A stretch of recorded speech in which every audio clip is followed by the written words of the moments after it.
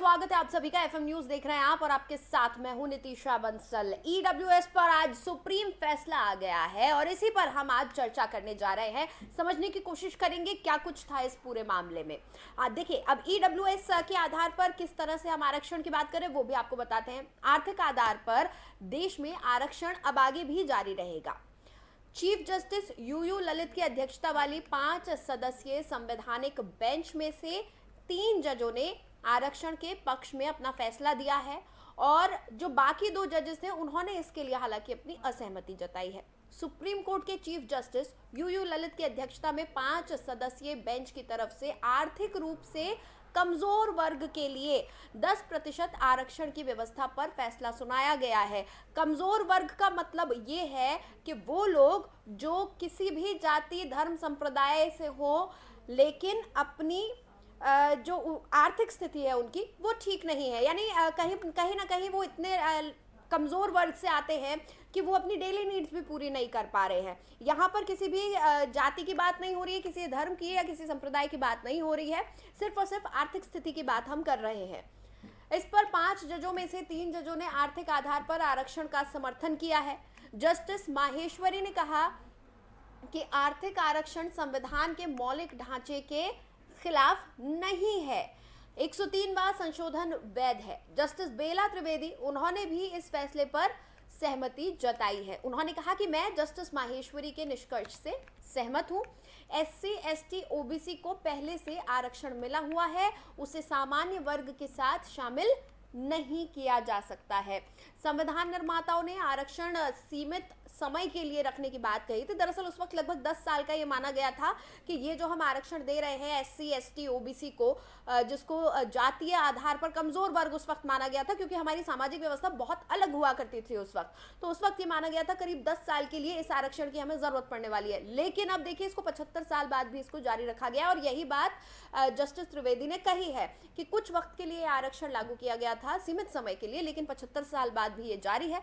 आर्थिक आधार पर आरक्षण फैसला देते हुए जस्टिस रविंद्र भट्ट ने अपनी असहमति जताई है। रविंद्र भट्ट ने कहा कि आबादी का एक बड़ा हिस्सा एससी एसटी ओबीसी का है, जिनमें बहुत से लोग गरीब हैं, इसलिए 103वां संशोधन गलत है।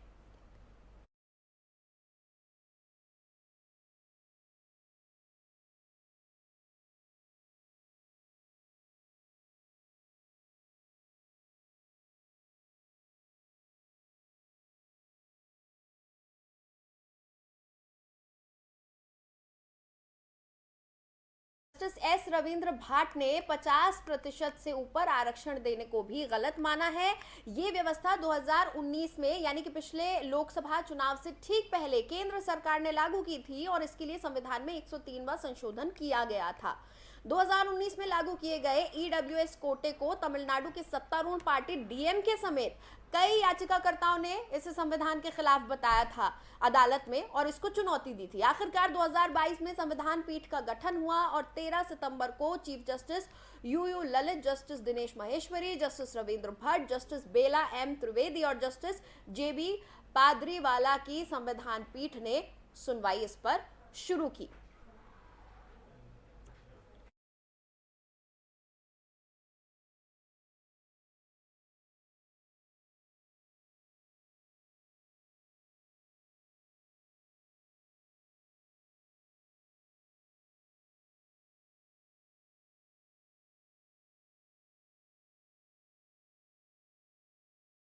ये था ये पूरा मामला।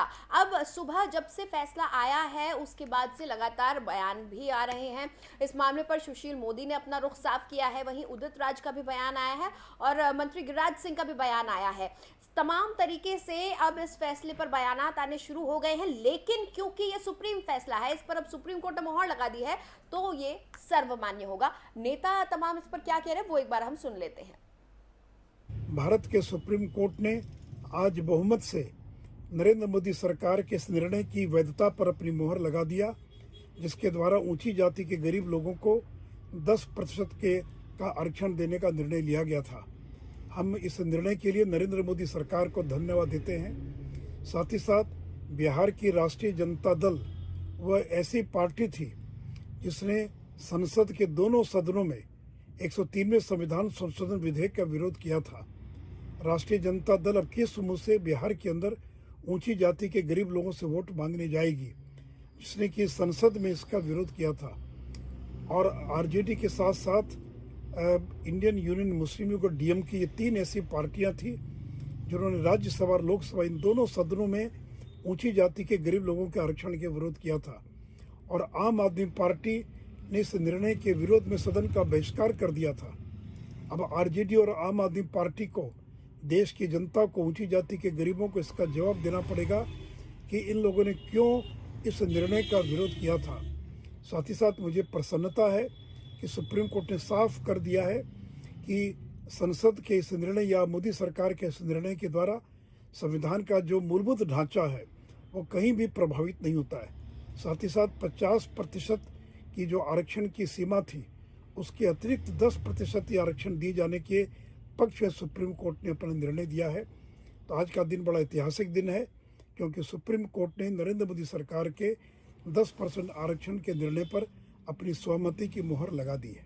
Not opposing EWS reservation, but I definitely challenge the mindset of Supreme Court, that is a upper caste mindset, that when it came to expand the limit of 50% in the matter of SC/ST OBC reservation, then always it was cited that Indira Sahani judgment has put an embargo of 50%. Today that embargo has been lifted.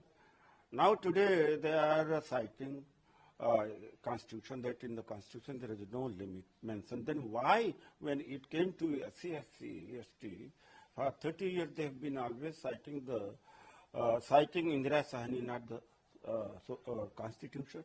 That I am questioning. That I am asking. Is it a matter of constitution or is it a matter of caste? It's not that mindset of the Supreme Court judges. It's upper caste mentality.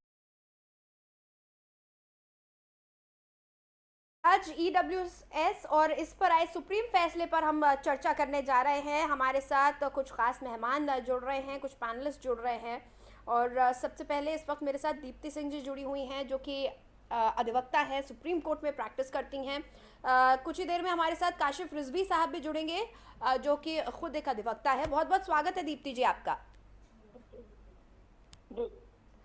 Deepti जी, ये जो पूरा मामला था, इसको हमने देखा, सुना, समझा।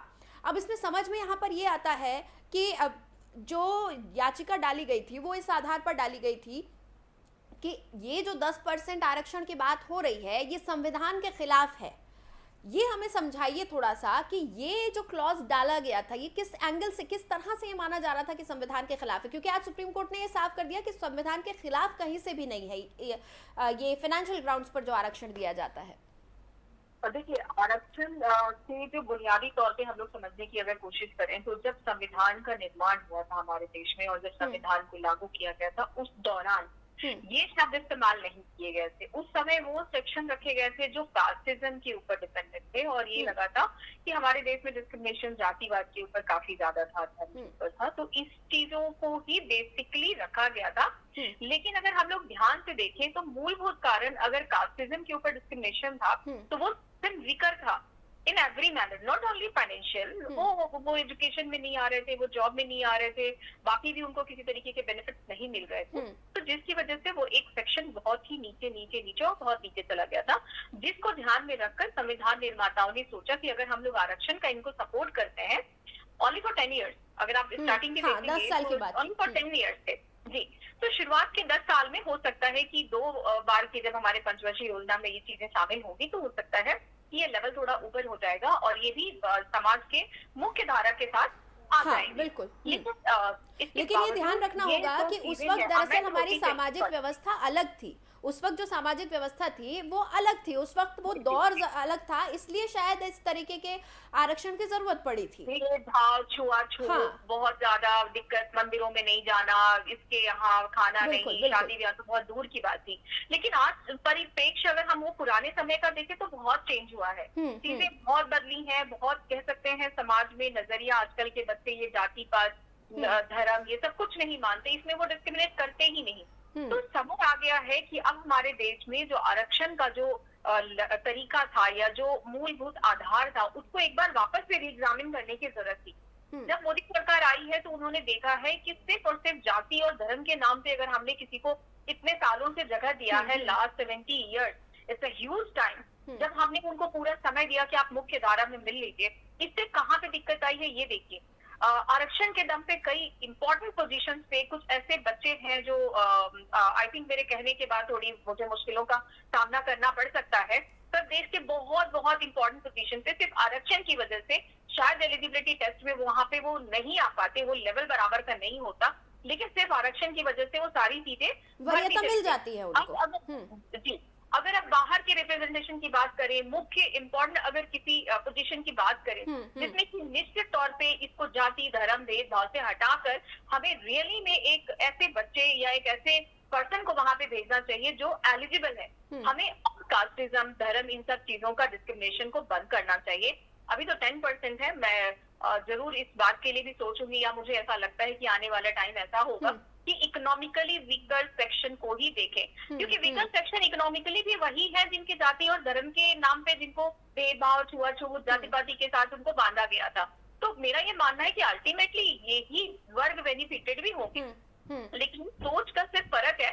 और अब उनको ये लग रहा है कि नहीं, सरकार ने हमारे 10% शेयर काट लिए। मैं भी कहीं ऐसे पढ़ रही थी, कई रिव्यूज देखे कि नहीं 10% हमारे वीकर सेक्शन के हमारे काट लिए जा रहे हैं, पर मेरा ये मानना है कि 10% वीकर सेक्शन पे वही है जो पहले से ही डिस्क्रिमिनेटेड होते आ रहे हैं। अब उनको जनरल कोटे की बात हो रही है कि जनरल कोटे में भी अब उनको ये वेरीफाई करना पड़ेगा कि उनके जो घर के एनुअल इनकम है वो इस लेवल के नहीं है कि डे टू डे उनके जो एक्सपेंसेस हैं उसको मीट कर सकते हैं। और ये वजह है कि उनको अब इस सेक्शन को भी कहीं ना कहीं आरक्षण की अब जरूरत पड़ रही है, और वो भी एलिजिबिलिटी टेस्ट में अपना थोड़ा सा भी कम मार्क्स है तो वहां तक पहुंच सकते हैं। लेकिन कहीं ना कहीं मुझे लगता है कि आरक्षण बहुत ज्यादा अच्छा नहीं होता है किसी भी देश के लिए।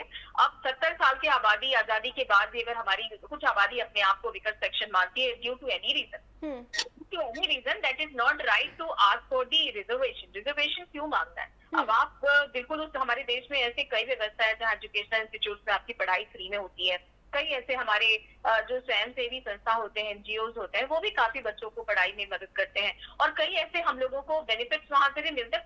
कई सेक्शंस हैं। तो आरक्षण अपने आप में बहुत अच्छी चीज नहीं है, क्योंकि कहीं ना कहीं वो हमारे ग्रोथ के जड़ में घुस जाएगा, और एक ऐसा समय आएगा जब हमारे बड़े से बड़े पोजीशन पे आरक्षण की वजह से कुछ ऐसे लोग बैठे होंगे जो शायद उस पोजीशन के लिए एलिजिबल नहीं थे, और वहां पे वो बैठने की वजह से कहीं लेकिन फिलहाल मौजूदा जो व्यवस्था है उसके हिसाब से शायद अब वो लोग जो फाइनेंशियल दिक्कतों की वजह से, वित्तीय उनको, क्योंकि वो उतने सक्षम नहीं है फाइनेंशियल ग्राउंड्स पे, इसलिए वो पिछड़ जाएं, उन लोगों को एक मौका जरूर मिल जाना चाहिए। अब मुझे लगता है काशिफ रिजवी साहब भी हमारे साथ जुड़ गए हैं। बस उनके फाइनेंस की वजह से उनको लेवल पे लाने के लिए ये कोशिश है, दरअसल ये कोशिश है ताकि समाज में सभी आगे बढ़ सके। जिस तरह की हम बात करते हैं कि हम सब ग्रो करेंगे तो हमारा राष्ट्र ग्रो करेगा। काशिफ रिजवी साहब भी हमारे साथ जुड़ गए हैं। स्वागत है रिजवी साहब आपका एफएम न्यूज पर। Thank you so much. Rizvi साहब, आप खुद अधिवक्ता हैं, आप कोर्ट में मौजूद रहते हैं, तमाम आपने जो है इस पूरे मामले को भी स्टडी किया होगा। मेरा सवाल आपसे ये है, हम अलग अलग ग्राउंड्स पे इस वक्त आरक्षण की मांग करते हैं, कई आंदोलन चलाए जाते हैं, कई वर्ग ऐसे हैं हमारे समाज के जो आज भी आरक्षण की मांग कर रहे हैं। कहीं स्टेट गवर्नमेंट से मांग की जा रही है, कहीं नेशनल लेवल पे मांग की जा रही है कि भाई सेंट्रल गवर्नमेंट इसको ले और तमाम जगहों पर ये ऑर्डर्स दे दिए जाए। कई तरह के आरक्षणों की बात हो रही है। ऐसे में आप इसको किस चश्मे से देखेंगे कि ईडब्ल्यूएस बेहतर है इकोनॉमिक ग्राउंड्स पर, वित्तीय मामलों को लेकर आप किसी को मदद करें, आरक्षण एक मदद के तौर पर देखी जाती है, या फिर जो तमाम चीजें हैं उसमें आग में घी डालने जैसा आपको लगता है ये है? क्योंकि बहुत सारे अभी भी वर्ग हैं जो लगातार कर रहे हैं। ठीक है जी, मैं व्यक्तिगत तौर पे मेजॉरिटी ओपिनियन काशिफ जी आपके पास वापस आऊंगे। इस वक्त मेरे साथ उदित राज जी जुड़ चुके हैं, कांग्रेस नेता। स्वागत है सर आपका समाचार। उदित राज जी सर, हमने सुना आप कह रहे हैं कि सुप्रीम कोर्ट जातिवादी है। ये जो आपका एक बयान था, ये आप किस तरह से कह रहे हैं? आप सुप्रीम कोर्ट को किस तरह से जातिवादी मान सकते हैं, ये मैं थोड़ा समझना चाहूंगी। जातिवादी है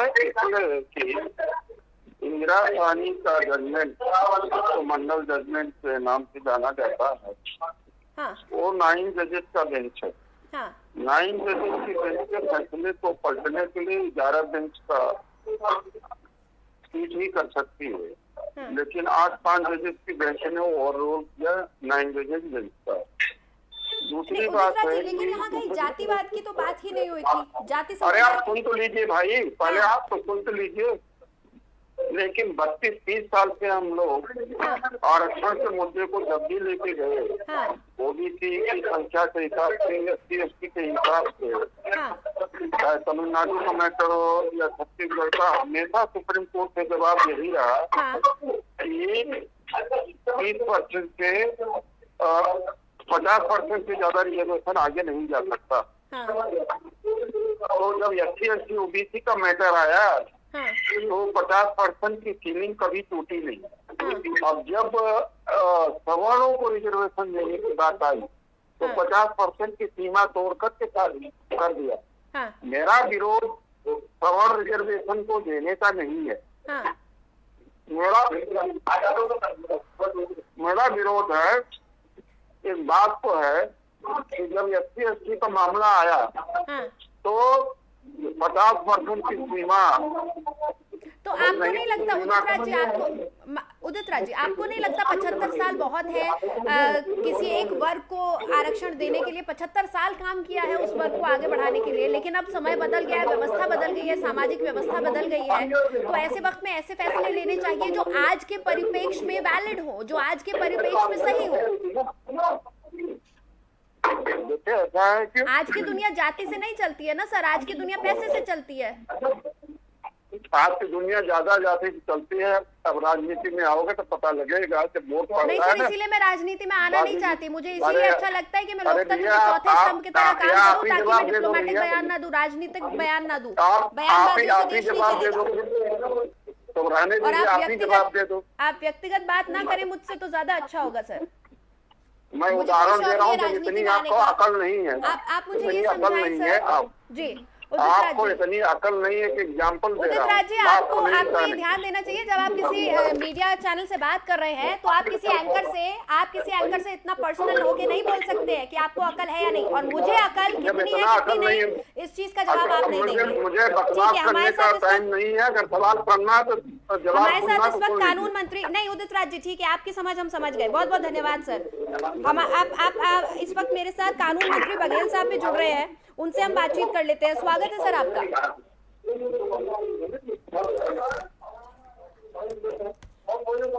एसपी सिंह बघेल साहब, सर आपको आवाज आ रही है मेरी?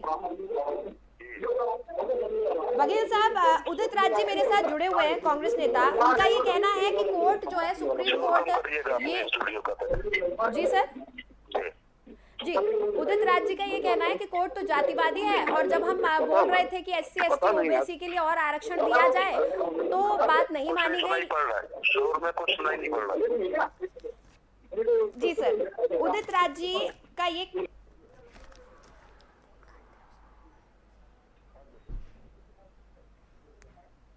ठीक है। काशिफ जी आपके पास एक बार मैं आऊंगी। काशिफ जी, रिजवी साहब आपने सुना उदित राज जी क्या कह रहे हैं? उदित राज जी आज भी जातिवाद में उलझे हुए हैं, और उनका ये कहना है कि कोर्ट को, सुप्रीम कोर्ट के लिए उदित राज जी कह रहे हैं कि सुप्रीम कोर्ट जातिवादी है। मैं उनके इस स्टेटमेंट से पूरी असहमति जताता हूँ और उसकी निंदा करता हूँ। जैसा आपने कहा बिल्कुल सही कहा कि 75 साल आजादी को हो चुकी है, और जहाँ तक मंडल केस की बात है तो जो 50% की अधिकतम सीमा की बात कर रहे हैं, उसका जो विचार है वो 16/4 और 16/5 में किया गया। ऐसे लोग कि जिनका इकोनॉमिक एक्सक्लूजन हो रहा है और 75 साल से हो रहा है, कम से कम अगर हम अपनी आजादी की बात करें तो ये बहुत प्रसन्नता का विषय है कि हमारा पार्लियामेंट एक डायनामिक पार्लियामेंट है, और हमारे जो सांसद हैं वो वक्त की जरूरत को समझते हैं, और और जो जनता का इकोनॉमिक एक्सक्लूजन है उससे पूरी तरह से जो है अवगत हैं और वेल अवेयर हैं। और इसी अवधारणा को देखते हुए जो लोग आर्थिक रूप से कमजोर हैं या इकोनॉमिकली वीकर सेक्शन है, उनके संबंध में ये 103वां संविधान संशोधन लाया गया था, जिसमें ये कहा गया है कि 10% आरक्षण ठीक है। उनको प्रदान किया जाएगा। ठीक है। और उदित राज जी, अब आपने एक अधिवक्ता को सुना। भैया ये भी उठा लेना। उदित राज जी, अब आपने एक अधिवक्ता को सुना, वो कानून की समझ रखते हैं, संविधान की समझ रखते हैं। वो ये कह रहे हैं कि ये संविधान सम्मत भी है और ये एक ऐसा कानून है जिसकी मौजूदा वक्त में जरूरत है। तो आपको इसमें जातिवाद कहां से नजर आ रहा है?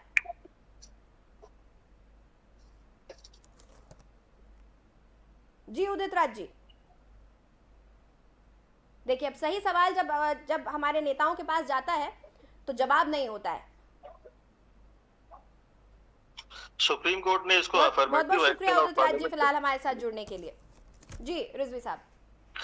जी, मैं बस एक टिप्पणी जोड़ दूं कि सुप्रीम कोर्ट ने इसको अफर्मेटिव एक्शन ऑफ यानी 103वें संशोधन को मेजॉरिटी ओपिनियन ने अफर्मेटिव एक्शन ऑफ पार्लियामेंट करार दिया है इसको आज के जजमेंट में। जी ठीक है। दीप्ति जी, वही सवाल जो मैं रिजवी साहब से पूछ रही थी, थोड़ा वही मैं सवाल आपसे लिंक करना चाहूंगी कि तमाम जो अभी पेंडिंग मामले हैं आरक्षण को लेकर, बहुत सारी मांगे हैं, अलग अलग समुदाय हैं, राज्यों में अपने प्रोटेस्ट करते हैं, बहुत सारे लोग हैं जो कह रहे हैं हमें आरक्षण मिलना चाहिए। उन तमाम मामलों का किस तरह से अब हल निकाला जाएगा? क्योंकि लोग यही कहेंगे, जिस तरह से आपने अभी सुना, उदित राज जी हैं तो कांग्रेस के वरिष्ठ नेताओं में से एक, लेकिन उनका कहना है कि ईडब्ल्यूएस में आप आरक्षण दे रहे हैं, आप वित्तीय आधार पर आरक्षण दे रहे हैं, जातीय आधार पर नहीं दे रहे हैं। तो इस तरह के और भी बयान आएंगे और भी लोग आएंगे। अब देखिए यही शर्मनाक है नितिशा। हमारे इनिशियल मैंने कहा कि फेज का अगर हम लोग संविधान उठाएं तो उसमें साफ तौर पे एक टाइम बार किया हुआ था कि कितने लंबे समय तक आप इसके आरक्षण को लेके जाएंगे और इसे फिर रिव्यू करेंगे, लेकिन हमने इसको पॉलिटिसाइज कर दिया। अभी क्या है, हर एक नेता हर एक दल आता है और आने के बाद वो वोट बैंक को जाकर कैटर करने के लिए उनके हिसाब से उनकी बात करते हैं। रीजन यही रहा है कि आरक्षण जो 10 साल में खत्म होना चाहिए था वो यहाँ तक पहुंच कर आ गया है कि अब आरक्षण एक टूल बन गया है। अब टूल बन के मैं इसको एक डिजीज मानती हूँ। बिल्कुल किसी कंट्री को ठीक से देखना है, साफ तौर पे देखना है कि वो सचमुच में कितना प्रोग्रेस कर चुका है इतने सालों की आजादी के बाद, तो उसको बिल्कुल सपोर्ट हटा दीजिए, कोई आरक्षण की जरूरत नहीं है।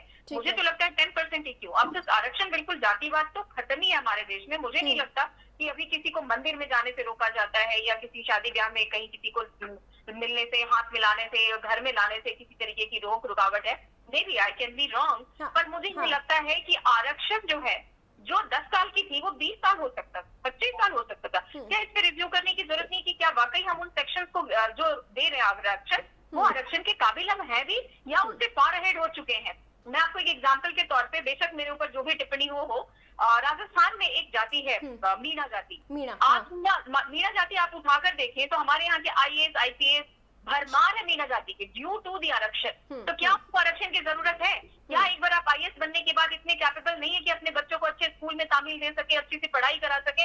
आप उस लेवल पे भी जाके अभी भी अगर आप आरक्षण को एंजॉय कर रहे हैं तो I think we should wake up now. जबकि हमें इस चीज को कहीं से, अब जैसे मोदी सरकार ने बहुत अच्छा कदम उठाया है, निश्चित तौर पर इसके लिए भी उनको बहुत ज्यादा इस पे सुनना पड़ेगा या उनके रिव्यूज होंगे, चारों तरफ से टीका टिप्पणी होंगे, लेकिन 10% ही नहीं, अब तो मुझे लगता है कि 100% में बात करनी चाहिए। और मैं इससे खुले में अपनी बात बोलना चाह रही हूँ क्योंकि मुझे लगता है एक लेवल आपने अटेन कर ली, एक पोजीशन पे एक जाति आ गई, तो अगर ऐसा है तो एक जाति को कट करना शुरू करें। हम उस पर सर्वेक्षण करा लेते हैं, सर्वे करा लेते हैं कि किन किन कास्ट को अब खत्म करना चाहिए, उनको अब आरक्षण नहीं देना चाहिए। ये आपने सुझाव दिया है, मैं इसको आपके फाइनल कमेंट की तरह लूंगी मैम, क्योंकि जी मैं आरक्षण को डिजीज मानती हूँ और मुझे लगता है कि कट शॉट होते चलना चाहिए ताकि हमें दिखे कि भाई जो आरक्षण दिया उसके रिजल्ट भी कुछ आए हैं या हम उसको बढ़ाते चले जा रहे हैं। बिल्कुल, अगर आज भी आरक्षण की जरूरत पड़ रही है तो यानी कि हम 75 सालों में कुछ अटेन नहीं कर पाए हैं। रिजवी साहब, अगर हम आगे भी कर रहे थे तो मतलब ये आरक्षण होने ही नहीं चाहिए, फिर इसको हटा ही दो, बेकार है, फिर इसको तो इससे कोई फायदा ही नहीं हुआ। ठीक है, समझ रही हूँ आपकी बात। रिजवी साहब, आपका फाइनल कमेंट सर। मैं बिल्कुल सहमत हूं जो बात अभी मेरी साथी ने कहा है, और सुप्रीम कोर्ट ने भी इस जजमेंट में आज ही ये कहा है कि आरक्षण की जो अवधारणा है उस अब समय आ गया है कि उसको री एग्जामाइन करना चाहिए, और इसका सुझाव उसने पार्लियामेंट को दिया है। ठीक है जी। और जहां तक ये क्लियर हो गया कि 103वां संशोधन है, ये संविधान का जो बेसिक स्ट्रक्चर है उसका उल्लंघन नहीं कर रहा है, इसलिए ये कॉन्स्टिट्यूशनली वैलिड है। ठीक है, बहुत बहुत शुक्रिया काशिफ रिजवी साहब और दीप्ति सिंह जी, आप हमारे साथ जुड़े, अपना कीमती समय हमें दिया। तो ईडब्ल्यूएस पर आज ऐतिहासिक फैसला आ गया है। सुप्रीम कोर्ट ने ये साफ कर दिया है कि 103वां संशोधन जो किया गया है संविधान में वो बिल्कुल न्याय सम्मत है, संविधान सम्मत है, कुछ भी संविधान के खिलाफ नहीं है। 5 जजों की ये पीठ बनाई गई थी जिसमें से 3 जजों ने सहमति जताई है, 2 जजेस ने असहमति जताई थी। बहरहाल अब ये एक कानून की तरह है कि जो EWS है यानी जो वीकर सेक्शन है फाइनेंशियली उसको आरक्षण मिलेगा, 10% का आरक्षण मिलेगा, क्योंकि वाकई हमें सोचने की ज़रूरत है कि बदलते समय के साथ जिस तरह तमाम कानूनों में संशोधन की ज़रूरत होती है उसी तरह से हमें किस तरह अपने तमाम नुमाइंदों को चुनना है, फिर चाहे वो किसी भी पद के लिए हो, किसी भी डिपार्टमेंट के लिए हो, किसी भी राज्य के लिए हो, हमें हर जगह ये सोचना होगा कि कैसे और बदलाव लाएं ताकि और बेहतर हमारा समाज और हमारा पूरा सिस्टम बन पाए। बहरहाल हमारी इस खास पेशकश में फिलहाल इतना ही। खबरों के लिए आप बने रहिए FM न्यूज़ के साथ।